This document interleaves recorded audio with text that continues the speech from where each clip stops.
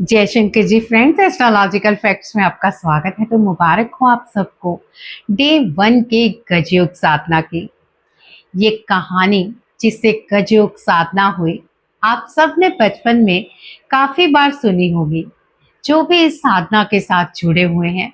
तो ये कहानी है उस गणेश की, जब उन्होंने हाथी का सर लगाने के बाद एक सूंड वाला, मतलब गणेश जिसे हम जानते हैं, उनका रूप प्राप्त किया। तो क्या ये आपको एक कहानी ही लगती है? चलिए कहानी पे थोड़ा सा ध्यान देते हैं। तो क्या थी कहानी? पार्वती माता जी स्नान करने जा रही थी। उन्होंने अपनी मैल निकाली और प्राण डालकर अपने में से गणेश जी की उत्पत्ति की। तो गणेश भगवान बालक के रूप में हंसने, खेलने और बोलने लग पड़े। पार्वती माता ने उन्हें कहा कि पुत्र, मैं नहाने जा रही हूँ, तुम बाहर ध्यान रखो कि भीतर कोई ना आ पाए। उसी बीच शिव आते हैं और काफी बार समझाते हैं। पहले तो पूछते हैं कौन हो।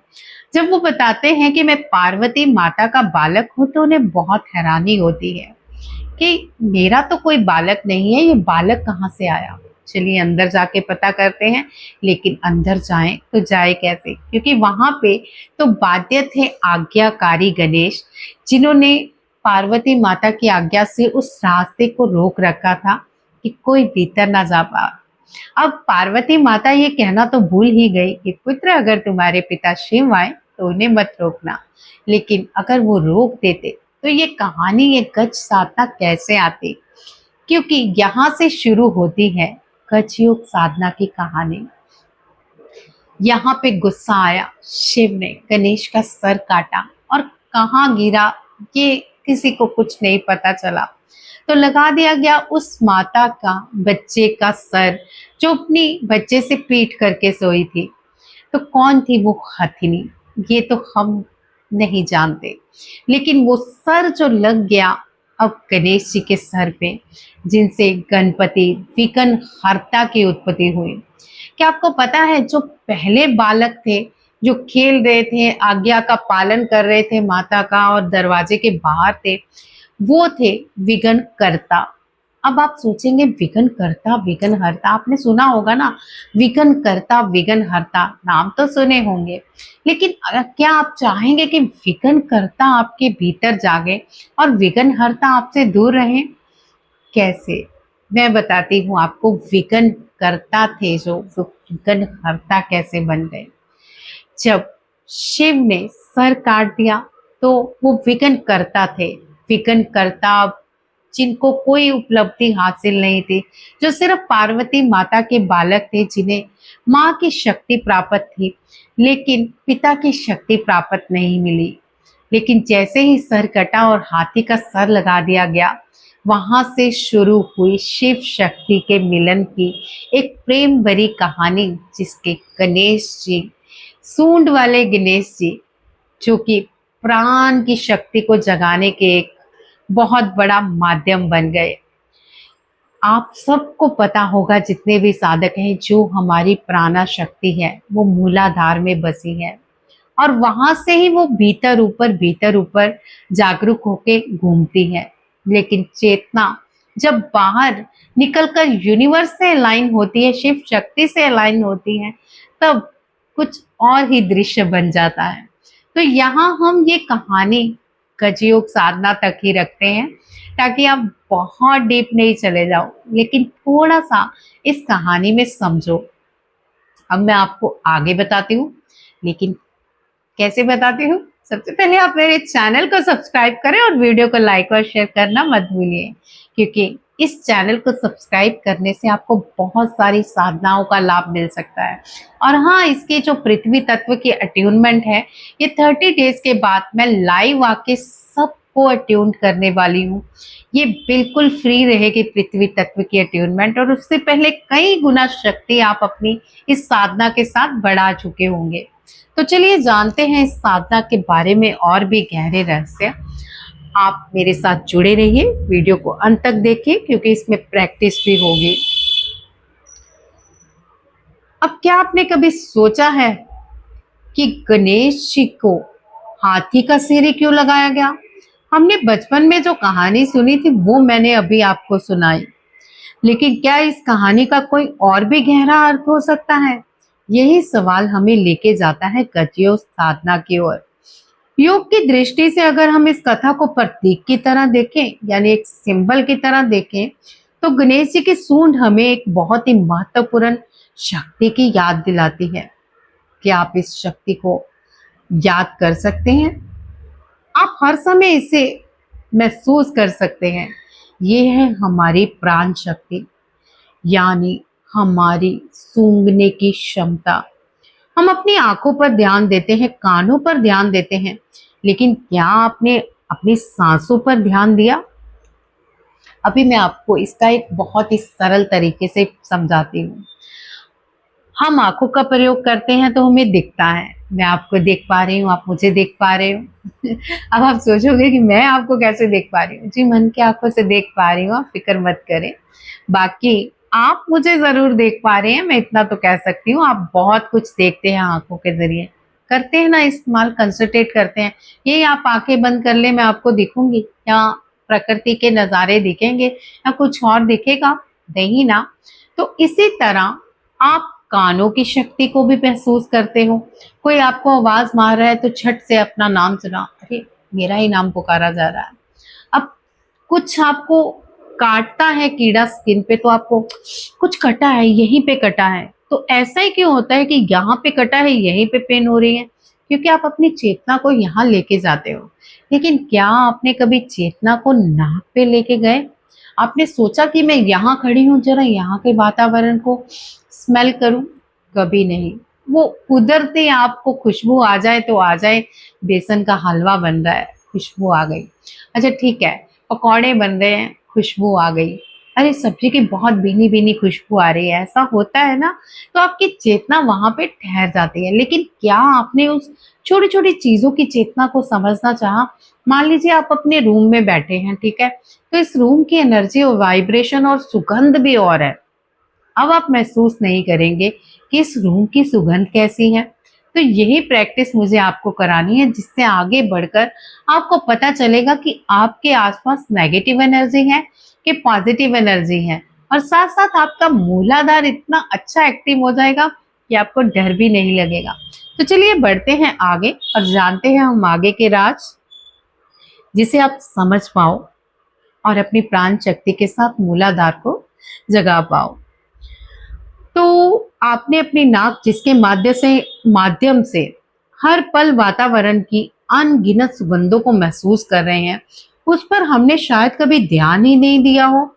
हाथी की सूंड इसलिए भी एक शक्तिशाली प्रतीक मानी जाती है क्योंकि हाथियों की जो सूंघने की क्षमता होती है ना, बहुत अच्छी होती है। तो गजयोग का पहला संदेश, जिस शक्ति को तुम रोज इस्तेमाल करते हो, पहले उसी के प्रति जागरूक बनो।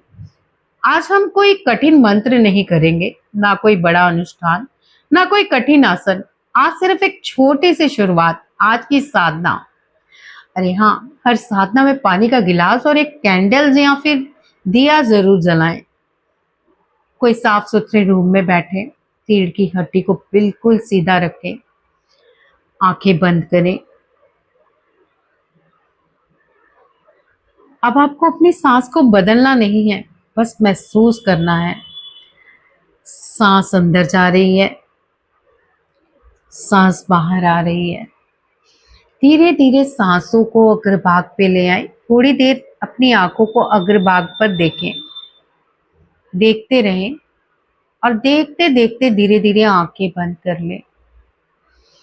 रीढ़ की हड्डी को बिल्कुल सीधा और पृथ्वी तत्व की मुद्रा को बना ले, या फिर ज्ञान मुद्रा बना ले, जो कंफर्टेबल है। अब ध्यान को बंद आंखों से अग्रभाग पे रखें और बिल्कुल सांसों को नहीं बदलना। महसूस करें कि आपकी सांस कैसे अंदर जा रही है और कैसे बाहर आ रही है। इसके साथ साथ महसूस करें क्या आप जब सांस ले रहे हैं उसकी आवाज कैसी है, और जब बाहर छोड़ रहे हैं अब आवाज कैसी है। एक बार फिर से इस प्रैक्टिस को करें। सांस लें, आवाज को नोटिस करें, सांस छोड़ें, आवाज को नोटिस करें। महसूस करें कि जब आप सांस ले रहे हैं तब आपको कैसी खुशबू आ रही है, और जब सांस छोड़ रही हैं तब आपको कैसा महसूस हो रहा है। बस महसूस करना है। अब पूरा ध्यान अपनी नाक के अग्रभाग यानी नोक पर ले आइए। बस नाक को महसूस करें और मन में कल्पना करें कि मेरी नाक नहीं, आज ये गणेश जी की सूंड का सिंबल है। अब कोई सुगंध खोजने की कोशिश मत करें, बस ध्यान दें हवा कैसी महसूस हो रही है। क्या कोई हल्की सी खुशबू है? क्या कोई गंध बिल्कुल नहीं है? क्या सांस लेते समय आपको कोई अंतर महसूस हो रहा है? कुछ भी बदलना नहीं है, कुछ भी जबरदस्ती महसूस नहीं करना, सिर्फ देखना है, सिर्फ महसूस करना है। ये आपकी पहली सीढ़ी है, क्योंकि रूट चक्र को मजबूत करने का अर्थ केवल मंत्र बोलना नहीं है। सबसे पहले हमें अपने शरीर में वापस आना सीखना होगा, अपने पैरों को महसूस करना होगा, अपनी सांस को महसूस करना होगा, अपने आसपास के वातावरण को महसूस करना होगा। और आज हम शुरुआत कर रहे हैं नाक से। अब मन में गणेश जी का स्मरण करते हुए कहें, अपने हाथों को जोड़ें। सबसे पहले तो हाथों को रब करें और कप शेप में बना लें, और इस तरह से नमस्कार मुद्रा गले या फिर अनाहत चक्र तक रखें, जैसे कंफर्टेबल फील हो। और मेरे साथ इस प्रार्थना को दोहराएं। हे गणपति, मुझे अपनी इंद्रियों के प्रति जागरूक बनाइए, मुझे स्थिरता दीजिए, मुझे पृथ्वी तत्व से जोड़िए, मेरे मूलाधार को बैलेंस होने की दिशा दीजिए। अब कुछ क्षण बिल्कुल शांत बैठ जाएं और अपने नाक के अग्रभाग पर ध्यान बनाए रखिए। इस अभ्यास को 5 से 10 मिनट करना है। आपको कोई विशेष अनुभव प्राप्त करने की कोशिश नहीं करनी है, क्योंकि गजयोग की पहली सीढ़ी है अनुभव को पकड़ना नहीं, अनुभव को पहचानना। और याद रखिए, हम सफलता के पीछे भागने से अपने भीतर स्थिरता पैदा करना सीखेंगे। जब जड़ मजबूत होगी तभी वृक्ष ऊपर उठता है। यही है गजयोग साधना का राज। आज से आपकी 30 दिन की यात्रा शुरू होती है। कल हम इसी नाक को इसकी प्राण शक्ति के माध्यम से एक कदम आगे बढ़ाएंगे और जानेंगे सुगंध और स्मृति तथा भावनाओं के बीच कितना गहरा संबंध है। अगर आप इस 30 दिन की गजयोग साधना में मेरे साथ हैं तो कमेंट में लिखिए ओम गण गणपते नमः। और याद रखिए, ये सिर्फ गणेश जी की कहानी नहीं है, ये अपने भीतर छिपी संवेदनशीलता को जगाने की एक यात्रा है। तो आज की जो हमारी प्रैक्टिस है, इसे 10 मिनट आपको करना है। नाक पे ध्यान रखें और सिर्फ ध्यान रखिए, आपको कुछ भी और नहीं करना। नाक पे ध्यान लगाते हुए धीरे धीरे आंखों को बंद, और फिर बस कुछ भी महसूस हो उसे महसूस करना है। और 5-10 मिनट के लिए बस कमरे के वातावरण को, खुशबू को, अपने वाइब्रेशन को, अपने शरीर को महसूस करें और अपने पाँव को महसूस करें कि इस बीच आपके पाँव कितने धरती से जुड़ रहे हैं और आपको कौन सी खुशबू आ रही है। कुछ भी महसूस हो मुझे कमेंट में ज़रूर बताएं और इस यात्रा को जारी रखें।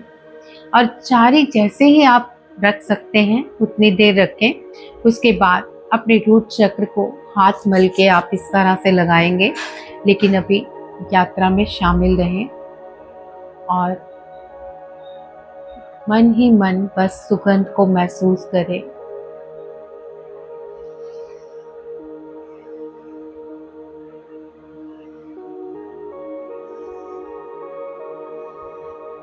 आपको कोई भी अनुभव हो, कुछ भी महसूस हो, मुझे कमेंट में ज़रूर बताएं।